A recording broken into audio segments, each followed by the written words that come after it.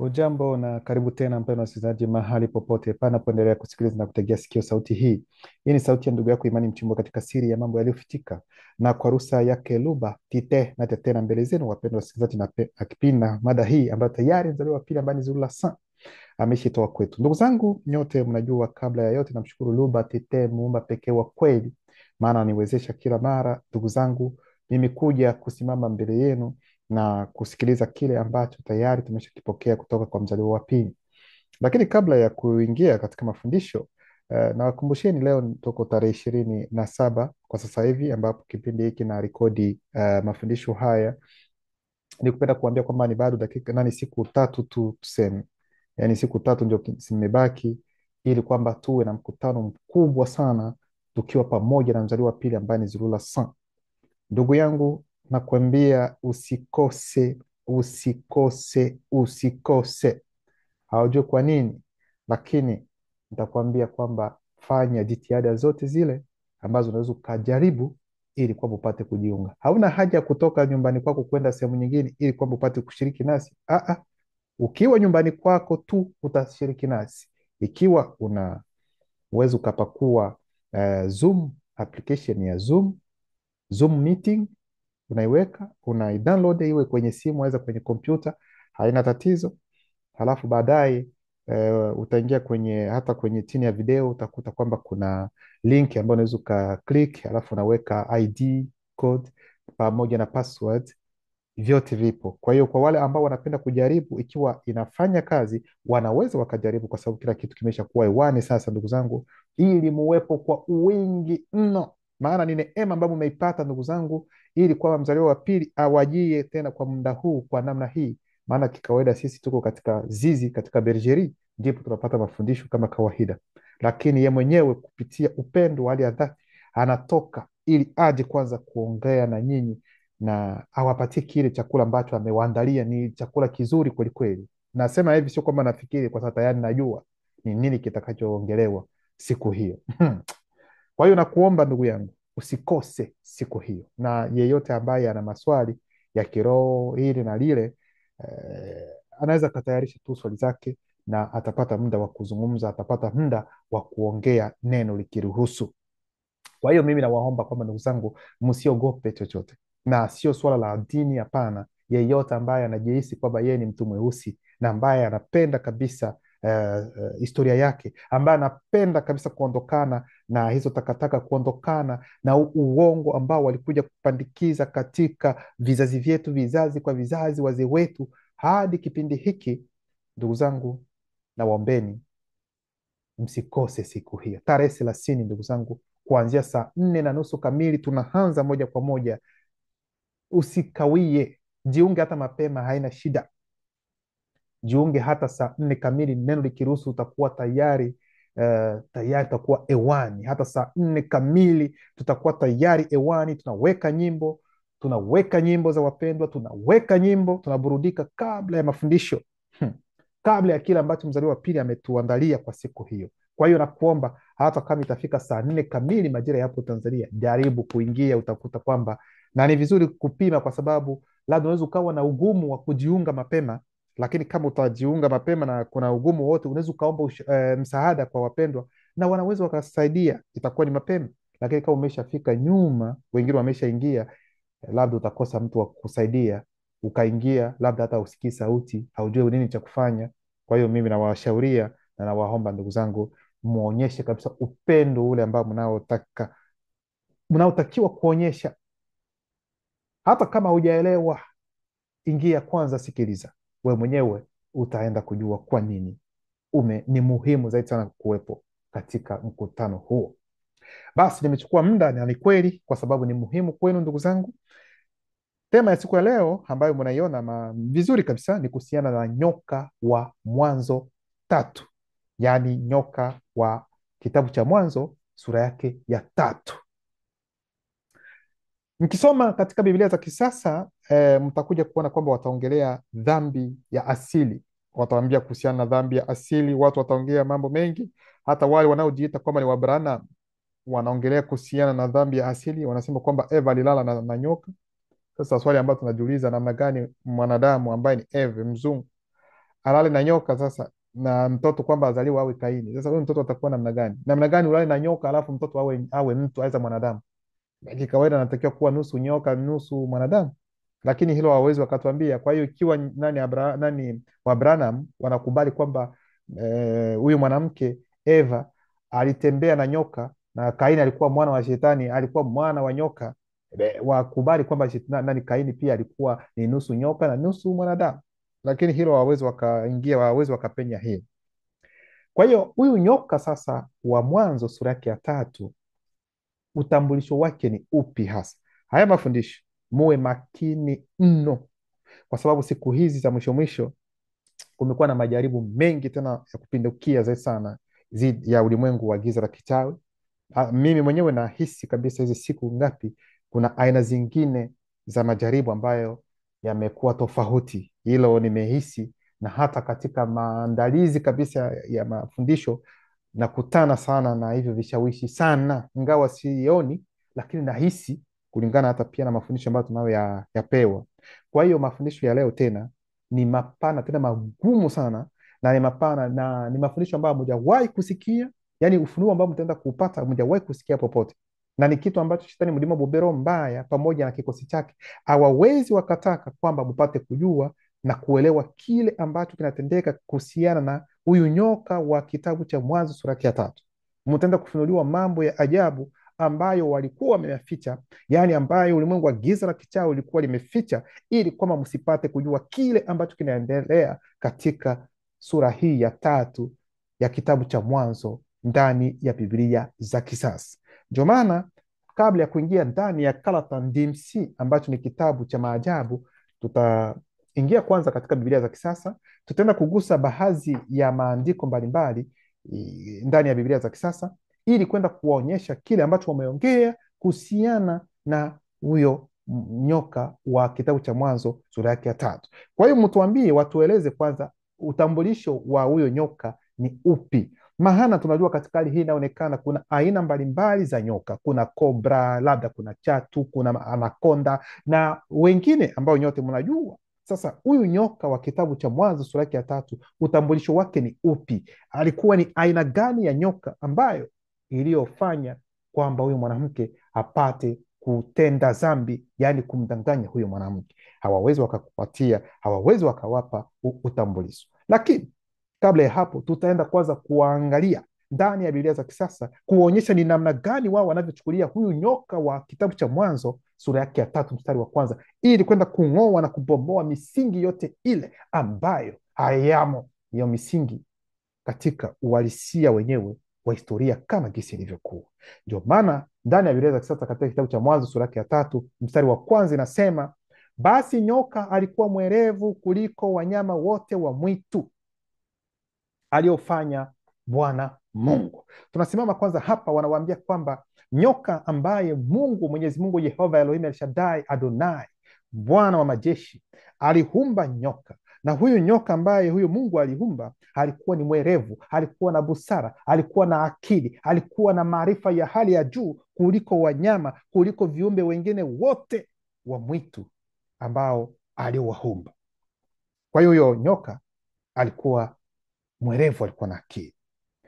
Alafu anasema akamwambia mwanamke. Mwanamke anayeongelewa hapa si mwingine bali ni huyu ambao wataita Eva aiza Hawa kama jinsi wanavyosema. Kwa hiyo ni wakati ambapo huyu nyoka anaenda kumdanganya mwanamke, anaenda kuongea naye ili kupenda kumdanganya, kumrazi na kumwangusha kutoka katika nafasi yake ambayo alipokuwa na kumpeleka katika nafasi nyingine. Mtaenda kuelewa ni nini ambacho namaanisha. Akamwambia mwanamke, ati hivi ndivyo alivyosema Mungu, msile matunda ya miti yote ya bustani? Kwa hiyo akamuuliza kwamba ikiwa kweli kweli Mungu amesema kwamba msile matunda ya miti ya bustani, kweli hivyo ndivyo Mungu alivyosema? Kwa hiyo swali la kujiuliza hapa ni je, nyoka huyo ndiye nyoka wa kwanza kabisa kuumbwa? Hili ndio swali ambalo kila mmoja anatakiwa kulielewa na kujiuliza vizuri. Maana kwanza wanasema kwamba nyoka huyo alikuwa mwerevu, alikuwa na maarifa, alikuwa na akili, alikuwa na busara kuliko wanyama wengine wote wa mwitu. Sasa kwa namna gani sasa tunasoma hapa kwa namna tunavyoangalia, kwa namna tunavyoelewa katika kitabu hiki cha Mwanzo sura ya 3 mstari wa kwanza, wanapenda sisi tuuelewe kwamba huyo nyoka huyo ndiye nyoka wa kwanza kuwepo, yani kuhumbwa, lakini hata kuwa mwenyewe atakuwa moja kwa moja na mke wake, kwa sababu Mungu kulingana na Biblia za kisasa aliumba wanyama wawili wawili, kwa hiyo kila mmoja na mwenza wake.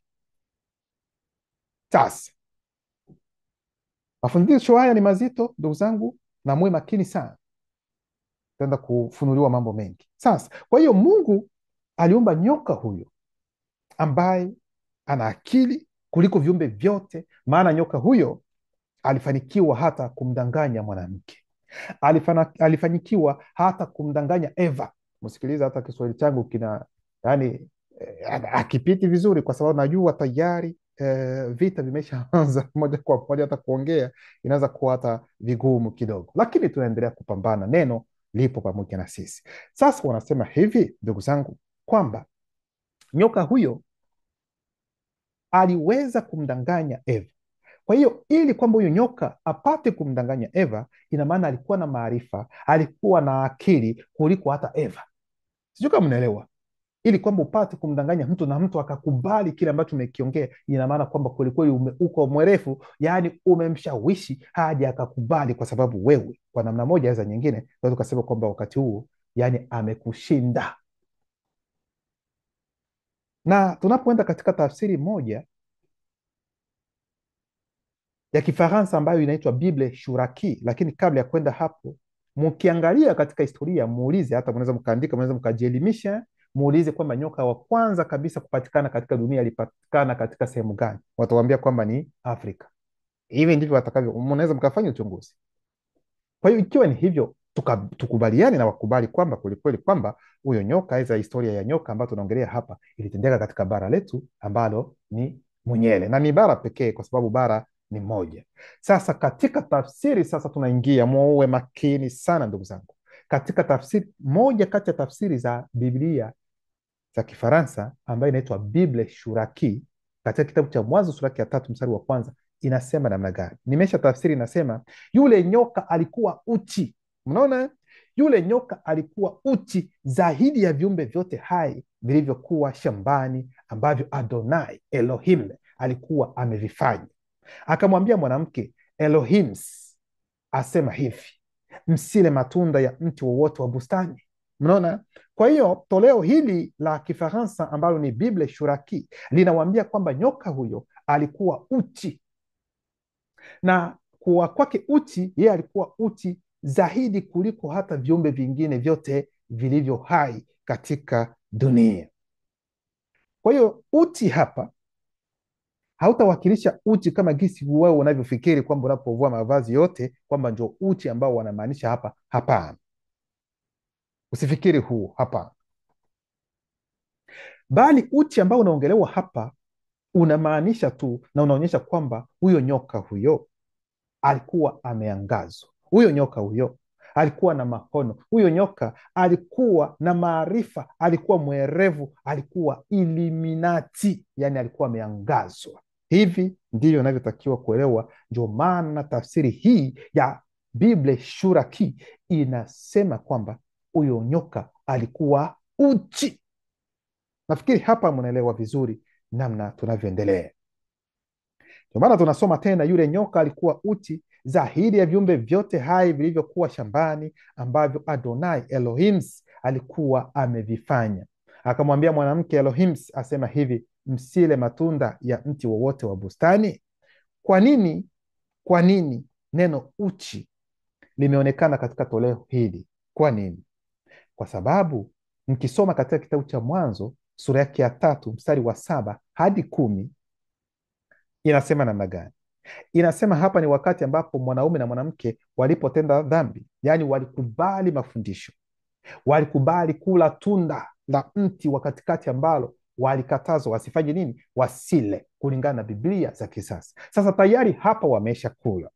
Ndio maana tunasoma sura yake ya 3 mstari wa 7 hadi 10, ambapo inaanza kusema, wakafumbuliwa macho wote wawili, wakajijua kuwa wa uchi. wa uchi, ndivyo hiki Kiswahili wameandika. Wakashona majani ya mtini wakajifanyia nguo. Kwa hiyo baada ya kutenda dhambi, ndipo sasa Adamu na Eva wakajijua na kutambua kuwa wako uchi. Bali sisi tumesoma hapo mbele kwamba katika toleo la Kifaransa ambalo ni Biblia ya Shuraki, kwamba nyoka yeye alikuwa uchi kuliko viumbe vyote hai. Maana yake hata wanyama wengine wote nao pia walikuwa uchi, bali si zaidi ya huyo nyoka. Ndio maana yake, yaani wanyama wengine wote walikuwa uchi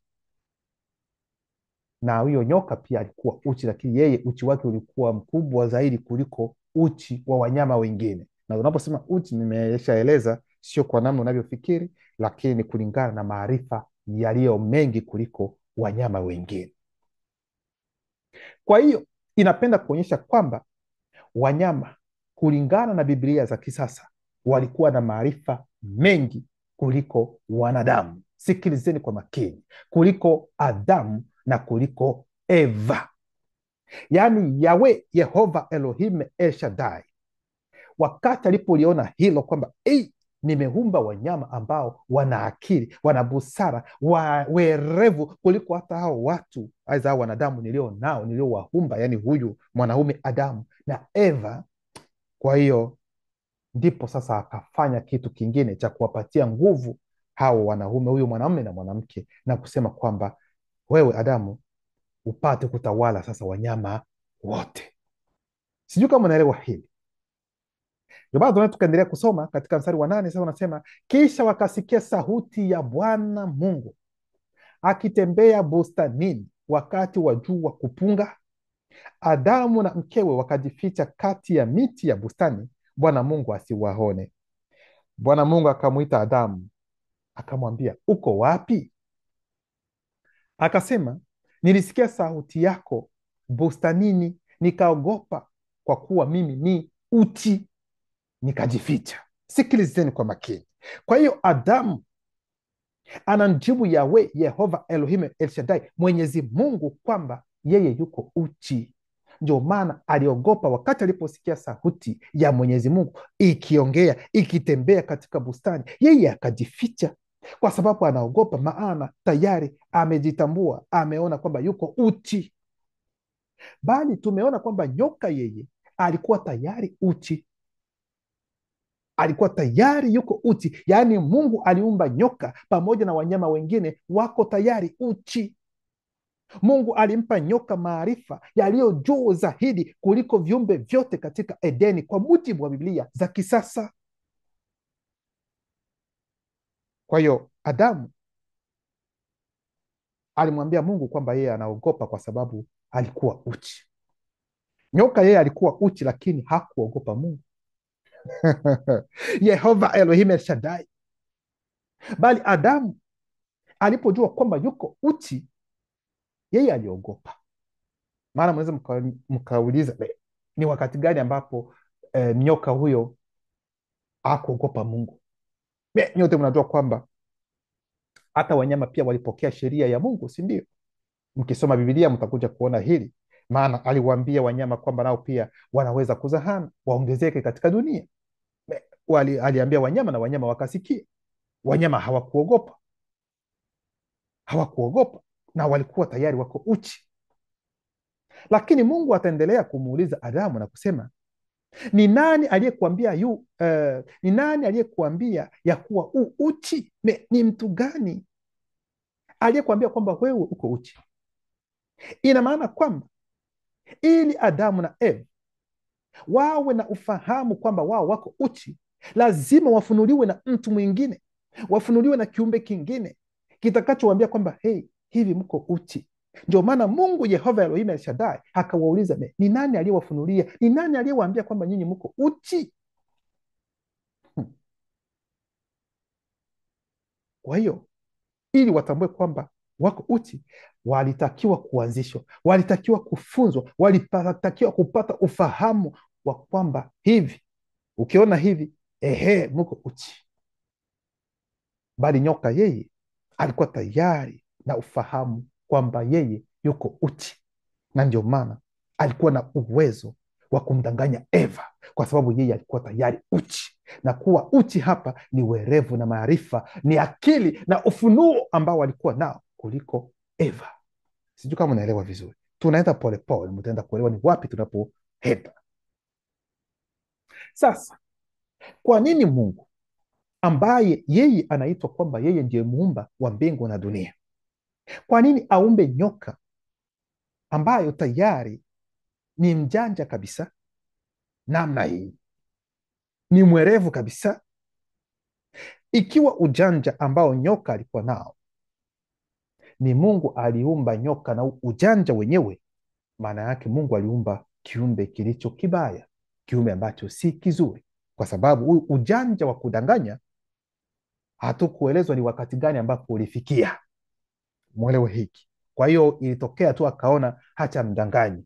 Kwa hiyo huu ujanja wake huyo nyoka ulitokea wapi? Ulianza namna gani? Ukafikia katika aina hiyo na kumdanganya mwanamke, tangu lini huu ujanja ulianza? Swali hizo hamwezi mkapata jibu hata sehemu ndogo, lakini sisi tunaendelea na mtaenda kuelewa. Wakati Mungu alipomkaribia Adamu na Eva, alimuuliza, ni nani aliyekuambia ya kuwa uchi? Je, ndio Mungu ataendelea kusema, je, umekula wewe matunda ya mti niliyo kuagiza usiyale? Alama ya kuuliza. Ina maana inapenda kusema kwamba ili nyoka awe uchi kama kitu ilivyosoma, ina maana kwamba aliweza kula matunda ya mti au alipewa maarifa kutoka kwa matunda ya mti huo wa ujuzi wa mema na mabaya? Alama ya kuuliza. Maana nyoka wa kitabu cha Mwanzo sura ya 3 tayari tumeona kwamba alikuwa tayari na ufahamu wa mema na mabaya. Musome vizuri nyoka wa kitabu cha Mwanzo sura yake ya 3. Mnaposoma vizuri, alikuwa tayari na ufahamu aiza ujuzi wa mema na mabaya. Kwa nini? Kwa sababu ili kwamba nyoka apate kumdanganya mwanamke, ili kumdanganya mtu, lazima kwanza unatakiwa kujua ukweli kwanza. Sijui kama unaelewa hili. Unajua kwanza ukweli ndio huu, alafu sasa utaongea kinyume na kile ambacho si ukweli. Na ikiwa wewe tayari unajua ukweli ndio huu, na huu ukweli sasa unaenda kinyume chake ili kumdanganya mtu, ina maana kwa tayari moja kwa moja una ujuzi wa mema na mabaya, yaani unajua mazuri ni yapi na mabaya ni yapi, ili kupenda kuonyesha kwamba huyo nyoka wa kitabu cha Mwanzo sura yake ya 3, yaani alikuwa tayari na ujuzi wa mema na mabaya, bali Adamu na Eva hawakuwa na ufahamu aiza maarifa aiza ujuzi wa mema na mabaya. Walikuwa bado hawana kabisa maarifa na ujuzi wa mema na mabaya kulingana na Biblia za kisasa katika Mwanzo sura yake ya 3. Sasa kwa nini nyoka yeye aumbwe akiwa na maarifa hayo ya ujuzi wa mema na mabaya, bali mwanaume ambaye ataitwa Adamu, yeye aliyeumbwa kwa mfano, kwa sura, kwa picha ya Mungu mwenyewe, ameumbwa bila kuwa na maarifa hayo ya mema na mabaya? Kwa nini?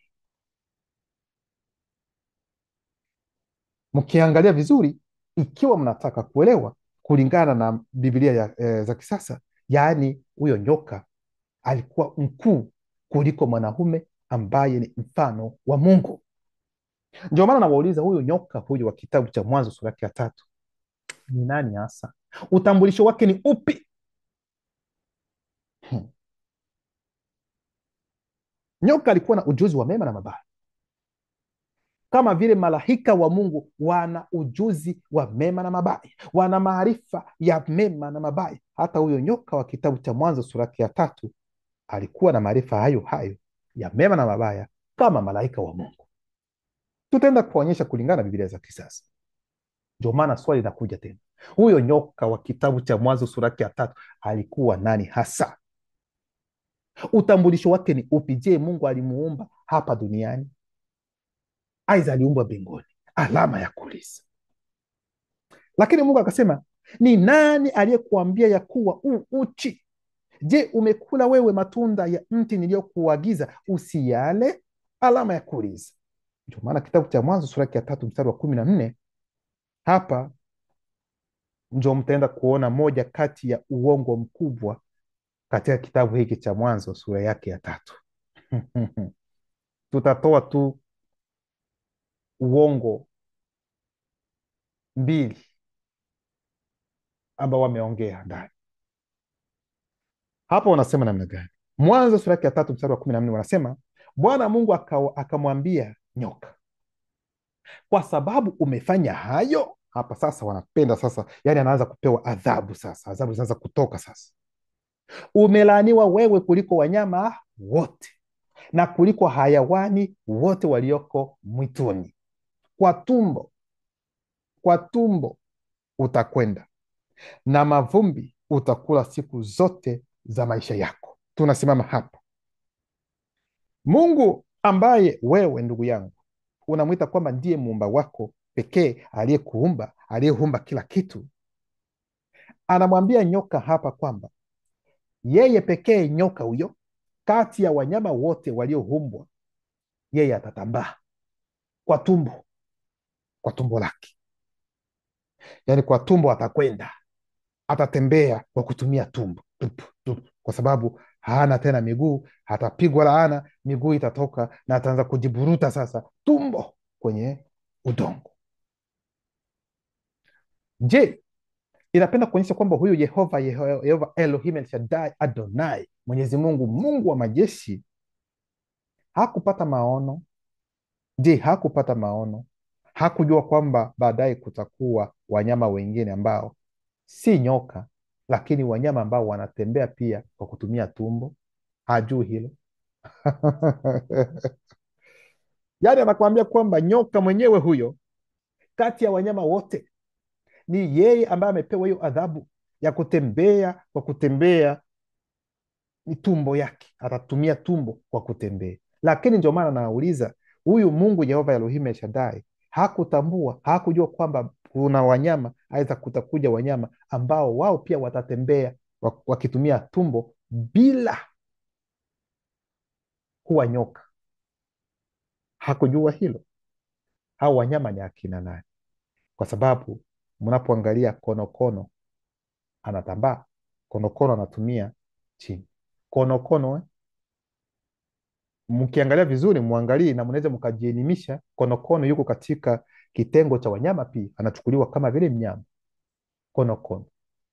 Na kwa wale wengine, kitu kingine, mnyama mwingine ambaye anatembea hivyo bila miguu, anatembeza hivi, ni nani? Ni minyoo. Minyoo pia ni hivyo hivyo, hutambaa pia kama nyoka. Minyoo nyote mnaona jinsi walivyo, wanatoka chini, halafu wanatembea hivi, hawana miguu, wao pia wanajivuruta. Ni aina pia ya wanyama pia, unaona. Kwa hiyo ili kupenda kuonyesha kwamba huyu Mwenyezi Mungu Yehova Elohim El Shaddai hapa amedanganya, kwa sababu sio nyoka tu anayetambaa hivyo, yaani kuna wengine ambao wanatembea hivyo, lakini si aina za nyoka. Sasa hapa sasa katika kitabu cha Wakorinto wa pili sura yake ya 11 mstari wa 3 watakuja kusema kwamba, lakini naogopa kwamba kama vile yule nyoka kwa hila zake za uongo alimdanganya Hawa, fikira zenu zaweza kupotoshwa mkauacha uaminifu wenu wa kweli kwa Kristo. Yaani hapa anayeongea hapa, nafikiri atakuwa ni huyo ambaye wataita Paulo. Anaambia watu ambao wanaojiita kwamba ni Wakristo kwamba kutokana kwamba kitu ambacho yeye anaogopa zaidi sana ni kwamba, kwa sababu anajua ni namna gani nyoka kwa hila zake, kwa ujanja wake, kwa werevu wake alivyofanya, alivyotenda uongo ili kumdanganya Hawa, ili kumdanganya Eva. Na hivyo ndio maana anawahofia hata wengine ndugu zake, na ili anawapatia sasa angalisho. Wakati nyoka alipoongea na huyo mwanamke, kweli alimdanganya mwanamke, ila kuna maneno ambayo ni ya ukweli aliongea na kuna uongo aliongea. Tutaenda kuangalia sote pamoja. Huyo nyoka huyo wa kitabu cha Mwanzo sura ya 3, ni kweli wakati alipoongea na mwanamke kuna maneno ambayo aliongea ambayo ni ya ukweli bila uongo kabisa ndani yake, na kuna mengine ambayo ni ya uongo ndani yake. Tutaenda kuyagundua, tutaenda kuongea. Alisema namna gani? Alisema kwamba siku ambayo Eva Adamu wote watakapokula tunda la mti huu ambao walikuwa wamekatazwa wasile, akawaambia kwamba macho yao yatafanya nini? Yatafunguliwa, nao watakuwa kama Mungu. Ndivyo ilivyoandikwa, watakuwa kama Mungu kwa kujua mema na mabaya, kwa sababu walikuwa bado hawajajua mema na mabaya. Hivyo sijui kama unaelewa vizuri, lakini wakitumia hilo tunda, huyo nyoka anawafunulia kusema kwamba hii amjui. Aha, mkitumia tu macho yenu yatafunguliwa, yani mtakuwa kama vile Mungu, mtajua mema na mabaya, haya yote mtajua. Sasa swali ambayo nauliza, je, kweli kweli walipokula tunda hilo, je, macho yao hayakufumbuliwa? Hayakufunguliwa. Hicho ni kitu cha kwanza, hapo hakudanganya, si ndio? Kitu cha pili, nyoka tena alimwambia Eve kwamba mkila tunda hakika hamtakufa. Hiki alisema kwamba mkila tunda hakika hamtakufa. Nami nauliza, imeandikwa wapi kwamba Eva alifariki? Iliandikwa wapi? Zimeandikwa wapi kwamba Eva alifariki? Ikiwa Adamu alifariki, wameandika sawa. Ndio maana hapo huo ni uongo, kwa sababu Adamu alifariki kulingana na Biblia za kisasa gisi walivyoandika. Lakini sasa kwa upande wa Eva haikuandikwa kwamba Eva alifariki. Kwa hiyo kwa upande huo hajasema uongo, hamtafariki, na kweli haikuandikwa kwamba alifariki. Kitu, ndugu zangu, ambacho shetani mudima bobero mbai hataki katika mafundisho haya mupate kufunuliwa, mupate kukumbuka, mupate kujua vema, ni kwamba mtakaposoma katika kitabu cha Ufunuo sura yake ya 12 kuanzia kwenye mstari wa 7 hadi mstari wa 9, yaani wanasema kwamba nyoka dragon ambaye ni shetani mwenyewe, kwamba ndiye nyoka wa kale aliyemdanganya mwanamke, aliyemdanganya Eva katika bustani ya Edeni. Hiki ndio kitu ambacho shetani mlima ube kupitia waandishi anapenda nyenye mkubali hicho, na hiyo ndio siri ambayo mnaenda kufunuliwa, muondokane na hiyo zana ambayo si nzuri. Yaani Yehova Elohim Yawe aliumba nyoka duniani, hapana mbinguni. Hiyo nyoka ambayo inayoelezewa iliumbwa hapa duniani, bali nyoka anayeongelewa katika kitabu cha Ufunuo sura yake ya 12 kuanzia mstari wa 7, huyo nyoka si wa dunia. Hapana, sikilizeni kwa makini, si wa dunia. Ila tukisoma katika Ufunuo sura yake ya 12 mstari wa 9 inasema namna gani? Inasema, basi joka hilo kuu likatupwa nje. Joka hilo ndiye yule nyoka wa kale ambaye, yani nyoka wa kale kwa mujibu wao ni ule nyoka wa kitabu cha Mwanzo sura yake ya 3, na kwamba yule nyoka wa kale ambaye huitwa pia Ibilisi au Shetani. Kwa hiyo wanapenda kumfanya muamini kwamba yule nyoka ambaye mnasoma katika kitabu cha Mwanzo sura yake ya 3 kuanzia mstari wa 1, kwamba huyo nyoka huyo ni Shetani mwenyewe. Na huo ndio ujanja wa shetani mlima ube, hapendi mjue ukweli, kwa sababu anapenda mchanganye mambo ili msielewe ni nini ambacho kinaendelea. Ndio maana Ufunuo huu wanaandika hivyo kwamba basi joka hilo kuu likatupwa nje. Joka hilo ndiye yule nyoka wa kale ambaye huitwa pia Ibilisi au Shetani, ambaye huudanganya ulimwengu wote. Naam, alitupwa duniani na malaika wake wote pamoja naye. Kwa hiyo ikiwa nyoka wa Mwanzo sura yake ya 3 kwamba yeye tena ndio yule nyoka aliyeongelewa katika kitabu cha Ufunuo sura yake ya 12 mstari wa 9, naomba wanieleze kitu kimoja. Naomba wanionyeshe nyoka wa Mwanzo sura yake ya 3 ikiwa alikuwa anaruka angani, ndiyo haiza hapa, Na ikiwa Mikaeli, yule malaika Mikaeli alipambana na huyo nyoka wa kitabu cha Mwanzo sura yake ya 3, akapambana naye akamwangusha, na atamwangusha wapi wakati yuko duniani? Hayo yote wanatakiwa kutueleza. Kwa hiyo inapenda kusema kwamba ikiwa tutakubali hiyo nadharia yao kwamba nyoka wa Ufunuo sura yake ya 12 mstari wa 9 ndiye nyoka wa kitabu cha Mwanzo sura yake ya 3 aliyemdanganya Eva, maana yake nyoka huyo wa kitabu cha Mwanzo sura yake ya 3 alikuwa na malaika zake pia. Aha, ina maana kwamba alikuwa pia na malaika wake pamoja naye, kwa sababu wanasema ndiye Shetani, kwa mujibu wa kitabu cha Ufunuo sura yake ya 12 mstari wa 9. Hiki ndicho walitaka muweke katika roho zenu, ndugu zangu, kwamba nyoka wa kitabu cha Mwanzo sura yake ya 3 kwamba ni Shetani mwenyewe. Ndio maana hawa wajanja, hawa wajinga wasiojua chochote, wanaojiita wa Branham, watakuja kusema kwamba yule nyoka ambaye aliyekuwa na mwanamke pale, aliyemwambia ale tunda na mambo mengine, kwamba sio kitu kingine, kwamba walifanya nini? Alilala na nyoka, na huyo nyoka ndio Shetani mwenyewe, na kwamba mtoto aliyezaliwa akawa Kaini. Ndio maana Kaini ni mtoto wa Shetani, kwa sababu kwa mujibu wao yule nyoka wa kitabu cha Mwanzo sura yake ya 3 kwamba alikuwa ni Shetani mwenyewe.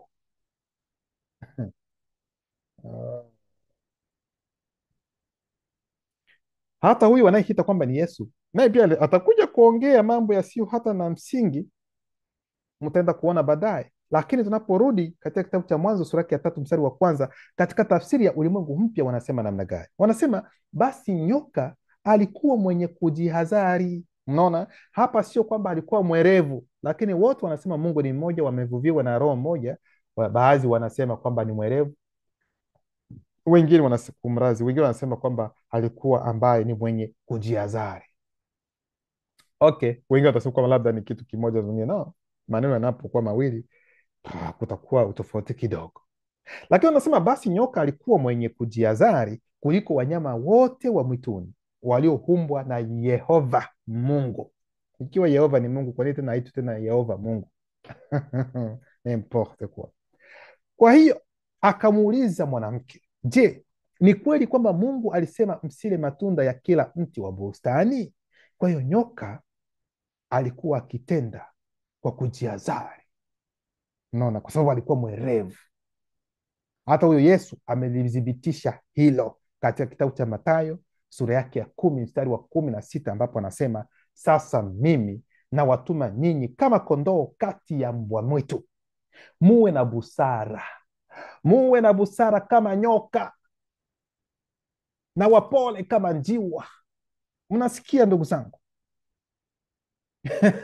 Huyo Yesu anasema kwamba mitume wake wanapoenda huko watambue, wajue kwamba wawe na busara kama nyoka. Yaani nyoka alikuwa na busara, yaani Mungu aliumba nyoka mwenye busara, mnasikia, ambaye amefanya ulimwengu wote kuwa katika hali hii. Ndio maana watu wako hivi, kwa sababu ni nyoka aliyemdanganya mwanamke, na Mungu ndiye aliyemuumba. Mungu aliumba nyoka mwenye busara, aliumba nyoka mwerevu, na huo werevu ulikuwa kwa namna nyingine akamdanganya mwanamke, na matokeo yake ndio haya ambayo tunayaishi hadi muda huu. Mnaona hicho kitu ndugu zangu? Kwa hiyo kulingana na Biblia za kisasa, ina maana kwamba shetani sio kerubi tena. Kwa mujibu wao shetani yani ni nyoka kabisa, aina ya dragon. Ndio kwa mujibu wa Biblia za kisasa wanapenda kutuambia hivyo. Na mkisoma katika kitabu cha Mathayo sura yake ya 10 mstari wa 16, wanasema sasa mimi nawatuma ninyi kama kondoo kati ya mbwa mwitu, muwe na busara kama nyoka na wapole kama njiwa. Ikiwa Yesu mwenyewe anawaambia mitume wake, wanafunzi wake, wafuasi wake kwamba wawe na busara kama nyoka, sasa kwa nini wanachukulia nyoka huyo wa kitabu cha Mwanzo sura yake ya 3 kuwa mbaya? Hilo ndio swali ambalo nauliza. Kwa nini, ikiwa hata huyo Yesu anachukua mfano wa huyo ule nyoka, kwamba namna alivyokuwa mwerevu, namna alivyokuwa na busara, ikiwa ni mfano ambao ni wa kuigwa, kwa nini wanamchukulia sasa huyo nyoka wa kitabu cha Mwanzo sura yake ya 3 kwamba alikuwa ni mbaya? bado hamujui? Kitabu cha Mwanzo sura yake ya 3 mstari wa 14 nasema, kisha Mwenyezi Mungu akamwambia nyoka, kwa kuwa umefanya hivyo, umelaaniwa kuliko wanyama wote wa kufugwa na kuliko wanyama wote wa porini. Kwa tumbo lako utatambaa na kula vumbi siku zote za maisha yako. Kosa la pili, Mungu anasema kwamba nyoka atakula mavumbi, atakula vumbi kila siku, yaani siku zote za maisha yake. Ni nani ambaye anaweza katuambie kwelikweli nyoka anakula mavumbi ndio chakula chake? Chakula cha nyoka, je, ni mavumbi? Mtuambie, tuambiani ukweli. Chakula cha nyoka kweli ni mavumbi? Hapa ni uongo. Wengi wanasema ya Imani ni mavumbi kwa sababu unaona gisi anafanya ulimi anatoa ulimi kwa hiyo anakokota vumbi. Nani alikwambia kwamba anakokota vumbi? Kuna mara anafanya hivyo, anakokota anakula hata wadudu. Vumbi sio chakula cha nyoka. Huyo Mungu anaongea mambo lakini hajui kile ambacho kitatokea baadaye. Lakini Mungu baada ya hapo hataishia hapo. Katika mstari wa 15 wa Mwanzo sura yake ya 3 atasema kwamba nami nitaweka uadui kati yako na huyo mwanamke. Kati yako, huyo yako ni nani? Ni nani? Ni nyoka. Nitaweka uadui kati yako, yaani wewe nyoka na huyu mwanamke. Unaelewa? Ikiwa Mungu anasema kwamba ataweka uadui, ina maana kabla ya kuweka uadui, hawa watu wawili, aidha hivi viumbe viwili, havikuwa na uadui kati yao. Hivi mnaelewa vizuri? Mstari wa 15 wa Mwanzo sura yake ya 3, Mungu anasema nami nitaweka uadui kati yako. Yako nani? Wewe nyoka na huyo mwanamke. Yaani ikiwa Mungu ataweka, ina maana kabla yeye kuweka hawakuwa na uadui.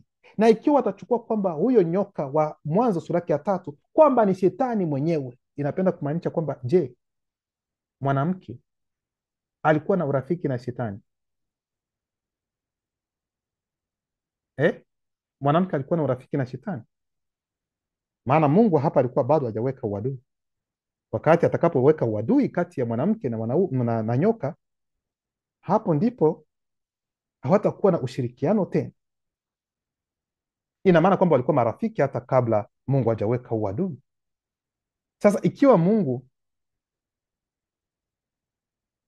ataweka uadui na watu watasema kwamba huyo nyoka wa kitabu cha Mwanzo sura ya 3 kwamba ni shetani mwenyewe, namna gani Mungu ataumba mtu wake, mwanadamu wake ambaye ni mfano wake, anamfanana yeye, atakuwa na urafiki na shetani ambaye wataita kwamba yeye ni shetani?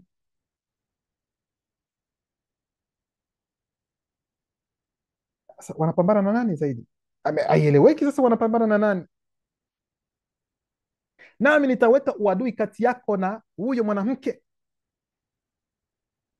Kwa hiyo ikiwa nyoka huyo ndiye shetani, inapenda kutueleza kwamba shetani alikuwa na urafiki na Eva na Adamu ambaye ni mfano wa Mungu. Adamu ni mfano wa Mungu, anakuwa na urafiki na nani? Na nyoka. Na ikiwa nyoka huyu mnasema kwamba ni shetani mwenyewe, tuambie, ni mchezo ambao wanacheza nasi aidha namna gani? Na kati ya uzao wako na uzao wake, yaani wanapenda kuambia hapa kwamba hata nyoka huyu atakuwa na uzao wake, atakuwa na watoto wake, na mwanamke pia atakuwa na watoto wake, atakuwa na uzao wake.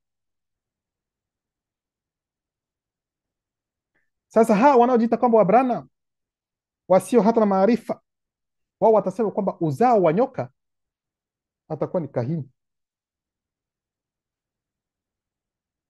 Lakini wanachosema hapa ni kwamba yeye nyoka atakuwa na uzao wake, bali pia mwanamke pia atakuwa na uzao wake. Na tunajua kwamba kati ya uzao wa mwanamke, mzaliwa wake wa kwanza kabisa kati ya uzao wake ni Kaini, na nyoka naye ana uzao wake, Lakini sasa ndani ya Biblia za kisasa watuambie uzao wa nyoka huyo wa kitabu cha Mwanzo sura ya 3, uzao wake ni akina nani? Wanaitwa nani? Watoto wa huyo nyoka kwa wakati huu ambao tunaishi ni akina nani? Lakini sisi tunaenda kuwafunulia hapa hapa. Aloba, tunashuka na maandiko. Uzao huo wa nyoka uko wapi? Hatujui. Kwa hiyo nikupenda kuambia kwamba nyoka wa kitabu cha Mwanzo sura ya 3 sio shetani hata kidogo, hata kidogo. Kwa hiyo kitabu cha Ufunuo sura yake ya 12 mstari wa 9, wanaosema kwamba shetani mwenyewe ndio yule nyoka ambaye aliyemdanganya mwanamke, huu ni uongo mtupu. Yaani kitabu cha Ufunuo sura yake ya 12 mstari wa 9 ni uongo mtupu, sio ukweli hata kidogo. Lakini anaendelea kusema kwamba na kati ya uzao wako na uzao wake, huo utakuponda kichwa, nawe utamponda kisigino. Kuna ufunuo sana ambao tumeshaongelea kuhusiana na hilo. Sasa mwangalie, wanasema kwamba uzao wa shetani, yani uzao wa hapana wa shetani, uzao wa mwanamke, kwamba utaponda uzao wa nyoka kichwa, bali uzao wa nyoka utaponda uzao wa mwanamke kisigino chake. Na ili kuelewa kwelikweli kwamba haya mambo yalitendeka pia ndani ya Biblia za kisasa, katika kitabu cha Hesabu sura yake 21 mstari wa 6 inasema, hapo Mwenyezi Mungu akapeleka nyoka wenye sumu miongoni mwa watu, wakawauma hata Waisraeli wengi wakafa. Mimi naweza nikasema kwamba uzao wa nyoka umekiponda kabisa kabisa kisigino cha uzao wa Eva. Hapa naweza nikasema hivi, na ni Mungu mwenyewe aliyeamuru, ni yeye mwenyewe aliyeruhusu kwamba hao wana wa Israeli wafanye nini? Wang'atwe na hao nyoka wenye sumu kali. Basi haya yote ambayo tumeongea ilikuwa ni kuonyesha gisi wanavyoongea ndani ya Biblia za kisasa, lakini sasa ni muda wa kuingia katika ukweli uhalisia wenyewe, Calatin DMC, kitabu cha maajabu ambacho ni siri, yaani kitabu upande unaofichika wa Bibel Calatin Mbale. Ndugu zangu, inapatikana katika tovuti ya leseditionszululansin.com. Kwa wale ambao wanataka kuagiza, wanaweza wakaenda kwenye tovuti hiyo. Ndio maana tunaenda katika kipengele cha kwanza, uainishaji kumrazi wa nyoka. Kitabu cha Ebotedi sura ya kwanza mstari wa 173 hadi 187 inasema, udhihirisho wa mapenzi ya Teteh baadaye uliunda wanyama wote wa nchi kavu. Kuna mabano, kiumbe wa kwanza wa nchi kavu kilichoundwa kutoka ardhini baada ya viumbe vya baharini na virukavyo alikuwa nyoka mkubwa, dragon wa nchi kavu, ambaye baada ya kubadilika kwake kwa hiari alimshawishi mto kulingana na aina zao, jamii, cheo na ukubwa. Maana yake ni nini? Wanaanza kutuambia kwamba kuhusiana na nyoka huyu ambaye anaongelewa pale, ambaye alikuja baadaye kumdanganya mwanamke, kwamba yeye ndiye nyoka eza mnyama wa kwanza kabisa kuumbwa kati ya wanyama wa nchi kavu. Lakini kabla yake kulikuwa tayari aina zingine za wanyama ambazo zimeshaumbwa kabla yake, na aina hiyo ya kwanza ni wanyama wakubwa kabisa wa baharini, lakini pia ndege wanaoruka angani, au walikuja mbele ya wanyama wote wa nchi kavu wanaotambaa kwenye ardhi, kwenye udongo. Nafikiri hapa mnaelewa vizuri. Kwa hiyo kuna kundi la kwanza ambao ni wanyama wa baharini, kundi la pili ambao ni wanyama wanaoruka angani, aweza ndege wanaoruka angani, lakini pia wanyama wa nchi kavu. Sasa wanawambia kwamba huyu wa nchi kavu ambaye ni nyoka mkubwa, dragon, ni yeye ndiye wa kwanza kuumbwa katika hali inaonekana, kuhusiana na upande wa wanyama wa nchi kavu. Ila kwenye ndege tumeshawahi kuongea ni akina nani, aina gani ya ndege ilikuwa ya kwanza kuumbwa, na ndani ya maji baharini tumeshawahi kuambia pia ni aina gani ya wanyama wa baharini waliokuwa wa kwanza kuumbwa. Haya yote tumeshaongelea. Kwa hiyo nyoka huyo ametokea katika kategoria ya tatu, lakini ni yeye wa kwanza kuumbwa kati ya viumbe vya nchi kavu. Tunaendelea kusoma. Nyoka hii kubwa dragon, inayojulikana kwa jina la Njom. Njom. Kwa hiyo wanawaambia kwamba yule nyoka wanayeita nyoka wa kitabu cha Mwanzo sura ya 3, yeye ana jina lake. Kwa sababu watu wanaweza kusema nyoka, nyoka, lakini ana jina lake halisi ambalo alipewa na mtu, na aliitwa kwa jina la Njom. Na Njom ina maana yake, ina sababu yake. Na maana ya jina hili Njom, yani ni sababu. Sababu ndio maana ya jina lake. Ndio maana haya yote mnayoyaona ni sababu yake. Yani haya mambo ambayo yalitendeka na hivi vita na kila kitu ambavyo mnaviona wakati huu, yeye ndio sababu. Mnaona? Ilikuwa na miguu minne kabla ya mwelekeo wake wa kuinama. Yani kabla miguu hajaanza kutambaa kwa kutumia tumbo, yani alikuwa na miguu minne. Njom, kuna mabano, nyoka hii kubwa dragon, yani Njom, alikuwa mkubwa na mwenye nguvu zaidi, na pia aliyeangaziwa, kuna mabano, Illuminati, zaidi ya dragoni nyoka za duniani na kati ya viumbe vyote vilivyo hai vya ardhini na anga, kuna mabano, ndege wengine waliodhihirishwa baada yake. Tunafunga mabano. Maana yake ni nini?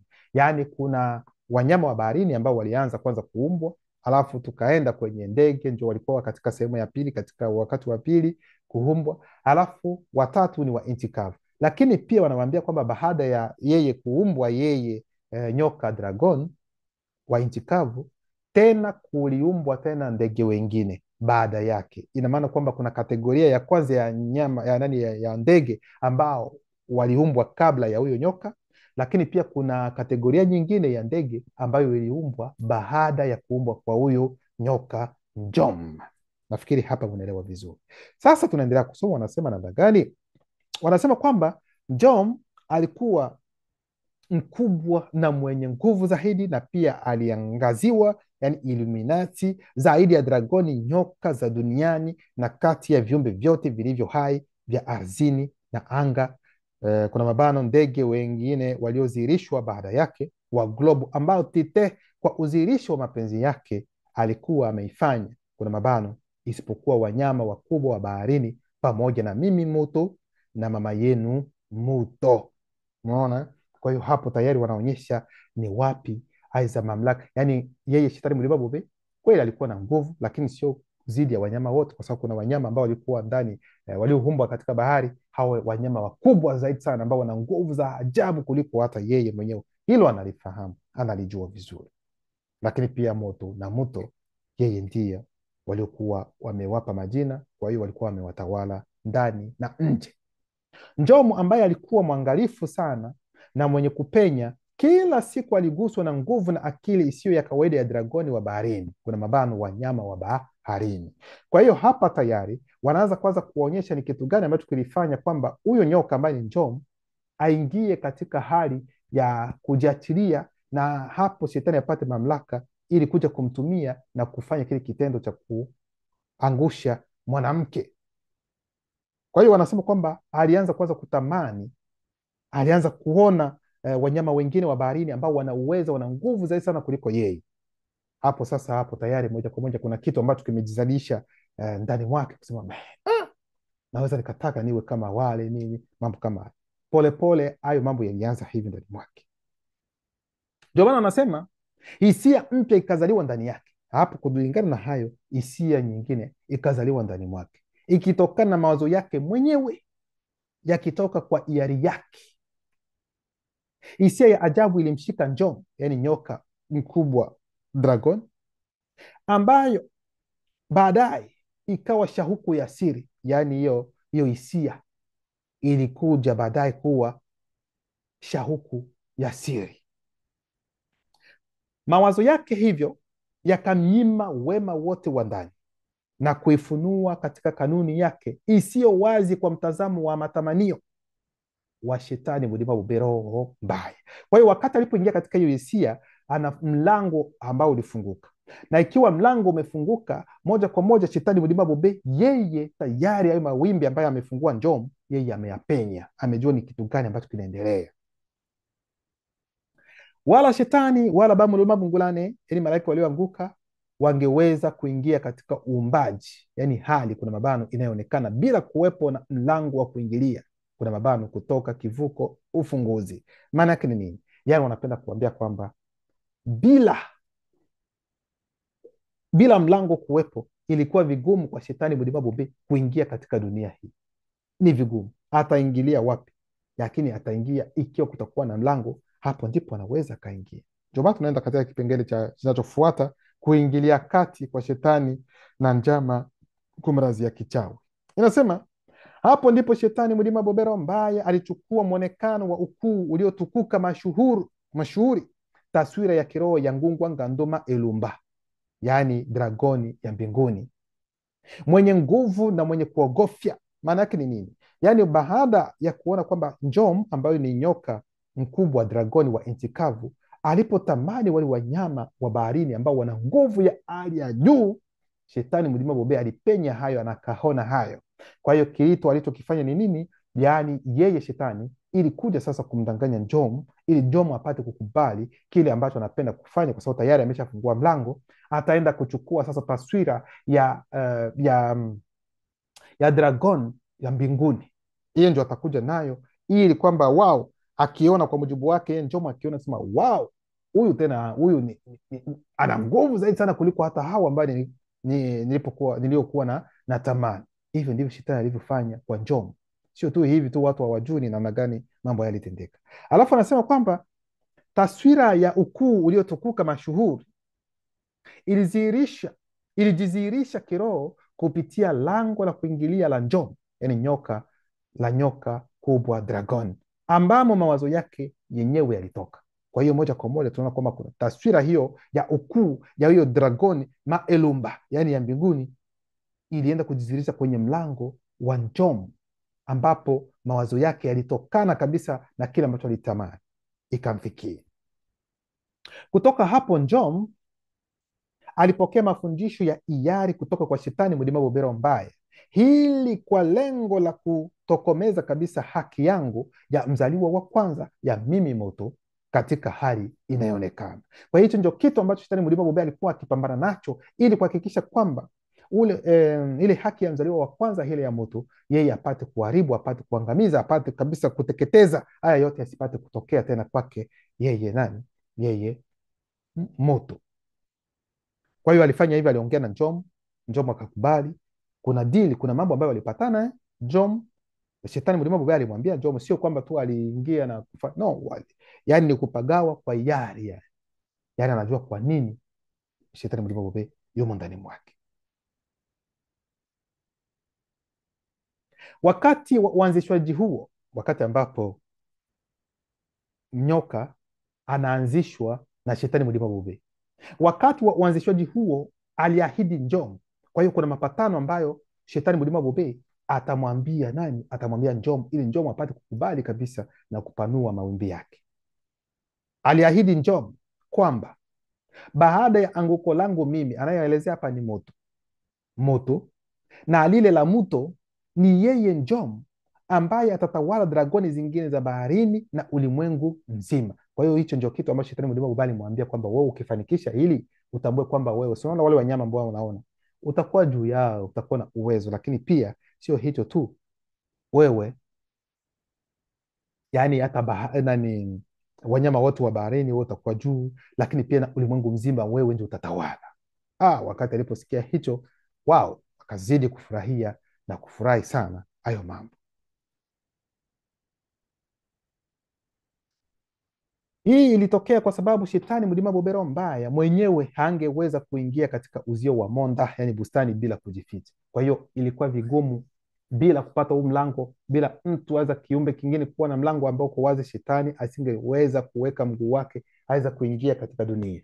Lakini kwa sababu kulikuwa tayari mlango, basi atatumia huu mlango ili kuingia ndani ya Monda bustani. Sasa Shetani Mlima Bobero mbaya aliingia ndani ya Njom, akawa kitu kimoja naye. Yaani kuna mabano wanatueleza kuwa kitu kimoja naye, maana yake nini? Sio kwamba mnyama anapopagawa na demons, hauwezi ukasema kwamba huyo mnyama pia naye ni demons. Hapana, utasema kwamba amepagawa na demons, lakini hauwezi ukasema kwamba huyo mnyama kwa sababu amepagawa na demon, kwa hiyo naye huyo mnyama ni demons. No, sio demon. Hapana. Kwa ndio maana anasema hapa, yani ile kuwa kitu kimoja, yani ni kuishi kichawi pamoja kwa hiari, ndio maana yake. Yani ndio wanasema akiwa kitu kimoja naye, sio kwamba amefanywa kitu kwa ni mwili mmoja, hapana, lakini ni kuishi kichawi, kukubali kupagawa kwa hiari tuseme na demons. Mara tu shetani mlima Bobero ambaye alipokwisha kumiliki Njom, alikwenda kujionyesha kwa Muto mama yenu kwa ujanja na urafiki. Hii ni baada ya mimi na Muto kuishi pamoja kwa muda mrefu. Kwa hicho ndio kitu ambacho kitendeka. Kipengele cha 4, utongozwaji na ujanja. Ebotedi sura yake ya kwanza mstari wa 189 hadi 201 inasema, kisha nyoka dragoni akamwambia Muto, la sivyo kinye mwaye. Kwa sababu hapa tunajua kwamba mazungumzo yalianza kufanyika. Nyoka anamuuliza ni kile ambacho walichoongea, alichoambiwa na Mutatedi, mambo kama hayo, lakini naye pia akaelezea kile ambacho kilitendeka. Sasa baada ya kueleza haya yote, ndipo nyoka huyo atajibu kwamba la sivyo kinye mwaye, hutahonja siri ya zabibu za kifo, kwa sababu wewe mwenyewe ulijumuisha vizuri kwamba katazo hili la kutokula mafundisho kutoka kwa roho wa sayansi ya mema na mabaya lilielekezwa kwa moto mume wako tu na si kwako, ambayo ina maana kwamba una haki ya kuanzishwa, yani kuangazwa. Nyoka dragon ilishawishi Muto kitivo cha hiari, ambaye naye aliishia kuzingatia kwamba mafundisho ya roho wa sayansi wa mema na mabaya yangefaa kwa fumbo la ufahamu wa mwili wake wa kimwili, na kwamba ingekuwa ya kupendeza kwa ajili ya kuangaza kwa nafsi yake na yeye thamani, ili kufikia ukomavu wa kiroho wa utu wake wa kiungu, yani roho kuna mabana. Alimwacha nyoka dragoni na kwenda kwa roho wa ajabu wa sayansi ya mema na mabaya ili kupokea mafundisho yake, na roho akamwanzisha kuna mabano kumwangaza Muto kwa maarifa yaliyokatazwa na ya ajabu zaidi ya pazia kuu. Muto mume wake hakuwa pamoja naye wakati alipoanzishwa, yani kuangazwa na roho wa sayansi ya mema na mabaya. Baadaye sana alienda kwa Muto ambaye alikuwa akisoma katika nyota za ulimwengu, na hapo akamshika akamfunika kwa mabusu na kumtazama moja kwa moja machoni. Muto alimwambia Muto, kuna nukta mbili, geuzia macho yako mbali nami, kwa maana yananisumbua. Naweza mkaendelea. Kwa hiyo haya ni mambo ambayo yalitendeka, mazungumzo ambayo yalitendeka hadi kuingia katika hiyo hali. Alipata mafundisho, alianzishwa, lakini matokeo yake sote tunayajua yalikuwa ni namna gani. Ndio maana kitabu cha Ebotedi sura yake ya kwanza mstari wa 226 hadi 231 inasema, Mutatedi alimwambia Muto kitivo cha hiari, kwa nini ulifanya hivi? Hapa ni tayari ameshatenda kosa. Mutatedi kuna mabano, Mutatedi alijua, lakini hata hivyo alimuuliza swali ili kumtoa katika kifo cha kiroho. Kwa ndio maana wakati anapouliza sio kwamba anafanya kama vile hajui, anajua, lakini kuna lengo kwamba apate kuzungumza, atoe kile ambacho kimo ndani ili baadaye apate kupona vizuri. Muto akajibu, shetani mlima Bobero mbaya na Njom nyoka kubwa dragon, tamaa zao za ndani zilisababisha udanganyifu wangu, kuna mabano, kuchanganyikiwa kiakili, kizunguzungu, upotofu, na mimi nilijilisha kwa kugeuka kuwa Illuminati. Yani baada ya kupata mafundisho kutoka kwa roho huyo wa sayansi ya mema na mabaya, moja kwa moja akawa Illuminati, yani akawa ameangazwa, amepata maarifa ambayo yalikuwa yamekatazwa, ambayo asingestahili kuyapata kwa wakati huo. Katika saa yake ya mapito kuna mabano, utongozaji na ujanja, Muto hakujua kwamba alikuwa akikabiliana na fahamu mbili za njama. Moja, wapanga njama, yani ufahamu duni kuna mabano, nyoka kubwa dragon, yani huo ndio ufahamu ulio duni bila yeye kujua, na ufahamu wa juu, yani ambao ni shetani mlima Bobe. Mutatedi alimwambia shetani mlima Bobero mbaya kupitia Njom nyoka kubwa dragon, kwa kuwa umefanya hivi pia katika uhalisia wa hali inayoonekana, yani kuna mabano mwelekeo wa kimwili ambao ni wa astrali, kuna mabano utawala kabla ya anguko la hali inayoonekana, tunafunga mabano, nawe pia utalaaniwa kati ya walioanzishwa wote wa siku zijazo. Mutateli pia alimwambia Njom, nyoka kubwa dragon, kwa maneno haya: kwa kuwa kwa hiari yako, kuna mabano, kwa nia, kwa makusudi, umefanya njama na shetani mlima bobero mbaya, ili kusababisha ubaya huu, kuna mabano, ziki, shida, utakuwa shahuku iliyolaaniwa ndani ya aina ya wanyama na kati ya wote wanaoishi katika asili. Kulingana na mwelekeo wako wa kuinama, utatenda kwa misingi, chanzo chako kitapungua hivi, na shetani mlima bobero mbaya atajilisha, kuna mabano, pia kwa kitendo hiki, kwa makosa yake nyakati zote za uwepo wake, kuna mabano, yeye, tunafunga mabano, uwepo wake ambao unawekwa hai kwa muda, kuna mabano, ingawa umekufa, tunafunga mabano, na roho wa uwepo. Kwa hiyo wanawaambia kwamba shetani mlima bobe kweli tunaweza tukasema kwamba yupo kulingana na ufahamu wetu, lakini yeye ameshafariki, hayupo, tunaweza tukasema kwa ufahamu wa roho za gizo kula vitu, lakini kwetu sisi bado yupo.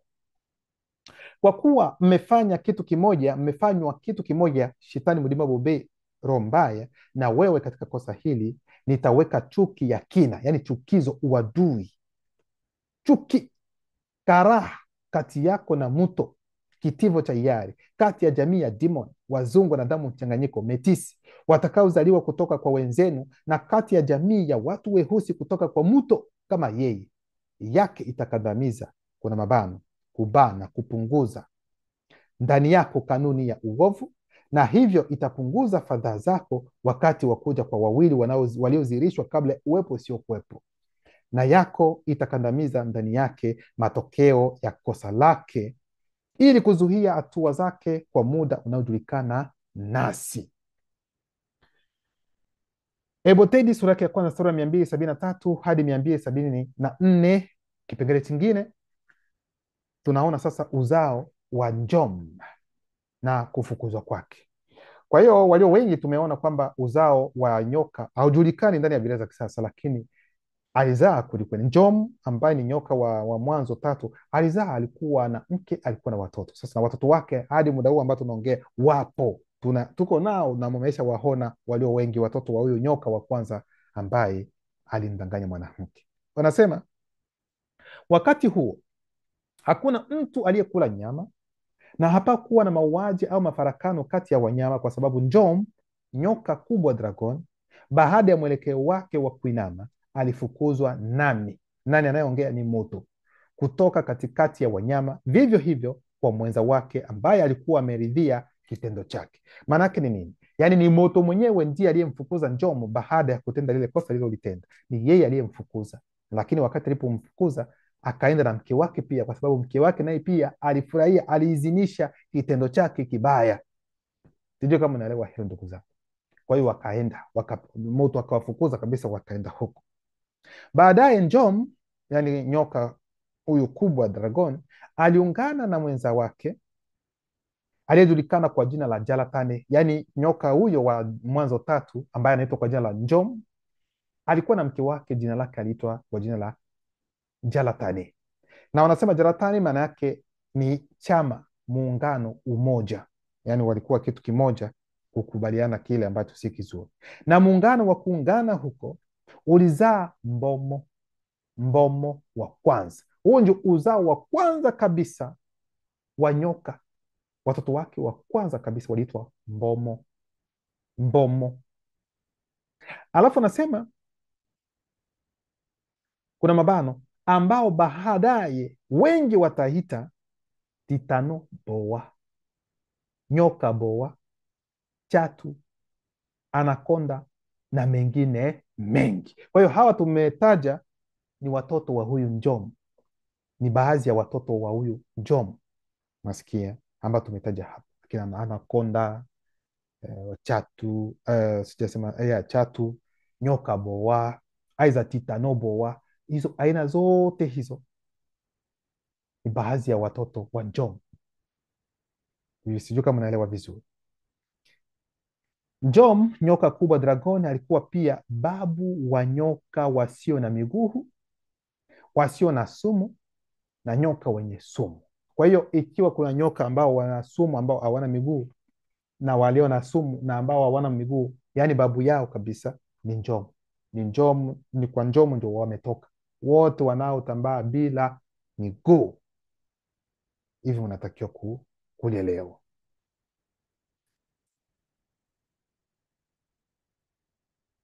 Sasa kwa wakati huu moto alifukuza huyo nyoka, Njom alimfukuza, na ndio maana hata nikasema hata kwenye video zingine ambayo imepita, nikasema kwamba mwangalie vizuri nyoka, yeye hanaga na rafiki katika pori, wapi, katika misitu. Huwezi ukaona kwamba nyoka ana rafiki, kwamba mnyama mwingine ni rafiki yake, sasa wanatembea afadhali, wanaweza wakawa pamoja, no. Kwa hiyo kitendo cha wale ambao mnaona kwamba wao wanapenda nyoka sana, kwa sababu nyoka ni kitu ambacho kimelaaniwa. Hawa nyoka ambao nimetaja ambao hawana miguu, yani walilaaniwa. Ndio maana wakati mtu anapoona nyoka ni kama vile ni kitu ambacho laana, ni kitu ambacho hakiko sawa tu, yani unahisi kwamba yani ukimalize pale, ukimalize, kwa sababu ni kitu ambacho kitendeka, yani ni laana ambayo ilipata. Sasa wale ambao mnaona kwamba wao wanapenda nyoka sana, wanacheza nazo, wanafanya mambo yao na hao walio wengi wako katika mambo ya kichawi. Yes, au ni watenda sayansi ya kichawi, kwa sababu kikawaida kabisa mtu hatakiwi kabisa kuwa karibu na nyoka. Hizo nyoka aweza kucheza nazo, aweza na mwingine, no, sio vizuri. Yeah, sio vizuri. Kwa hiyo ikiwa sio hao wanaoitwa kwamba ni wachawi ambao wanatumia sana nyoka, mnaweza mkaona kwamba kuna wengine ambao hata kama sio wachawi lakini wanapenda nyoka zaidi sana. Ni nani? Ni wazungu. Wazungu na damu mchanganyiko. Mnajua kwa nini? Kwa sababu ni ndugu zao. Mnatakiwa kuelewa hivyo. Lazima mtamniuliza ni ndugu zao namna gani? Kwa sababu Njom, baadhi ya watoto wa Njom, kuna malaika walioanguka waliokuja kutembea na hao watoto wa Njom, kukatokea demons, na tena ni hao hao tena malaika walioanguka tena wakaenda kutembea na wanawake, kukazaliwa wazungu. Kwa hiyo ili kupenda kuambia kwamba demons ni kaka zao wakubwa wa wazungu na damu mchanganyiko. Ngalisho sana. Ndio maana wao watapenda nyoka zaidi sana, kwa sababu ni uzao wao umetokana hiyo sehemu. Ndio maana tunamalizia mstari wa mwisho, sura ya mwisho ambayo ni Ebutedi 1:329 inasema, kwa hiyo basi ikiwa Njom yule nyoka kubwa dragoni na Jalatane mwenza wake wakiwemo wazao wake, kuna mabano wanyama wote wakali. Kwa hiyo ndio maana hata ndani ya Biblia za kisasa huyu anayeita Kaini alikuwa anamwambia Yehova Elohim El Shaddai kwamba sasa akienda huko akikutana na wanyama wakali wanaweza wakauawa. Yehova akamwambia kwamba atamuweka alama ili kwamba yeyote ambaye atakaye kuona asikuue, asikuangamize. Ni hao wanyama wakali wanaoitwa, yani ni hao watoto, yani ni Njom na uzao wake, ndio hao wanyama wakali ambao alikuwa anaogopa Kaini, mtakavyosikia. Kwa hiyo basi ikiwa Njom yule nyoka kubwa dragoni na Jalatani mwenza wake wakiwemo wazao wake, yani wanyama wote wakali, au shetani mlima bobe, roho mbaya na baba mlima bungulani, malaika walioanguka, wakinipata wataweza kuniua ikiwa hawataona tena ishara ya ulinzi wako kutoka katika agizo kuu la vitu karibu nami. Kwa hiyo hicho ndio kitu ambacho kilitendeka. Kwa hiyo ndugu zangu, nikupenda kuambia kwamba nyoka wa kitabu cha Mwanzo sura ya 3 sio shetani. Hapana, sio shetani. Hapana, sio shetani hata kidogo. Ni kweli shetani alimwingia, wakakubaliana, wakawa kitu kimoja, lakini sio kwamba huyo nyoka kwamba ni shetani. Hapana, kwa sababu ingelikuwa kwamba yeye ni shetani, wasingeliandika kwamba ni nyoka tena. Luba anaendelea kujitukuza.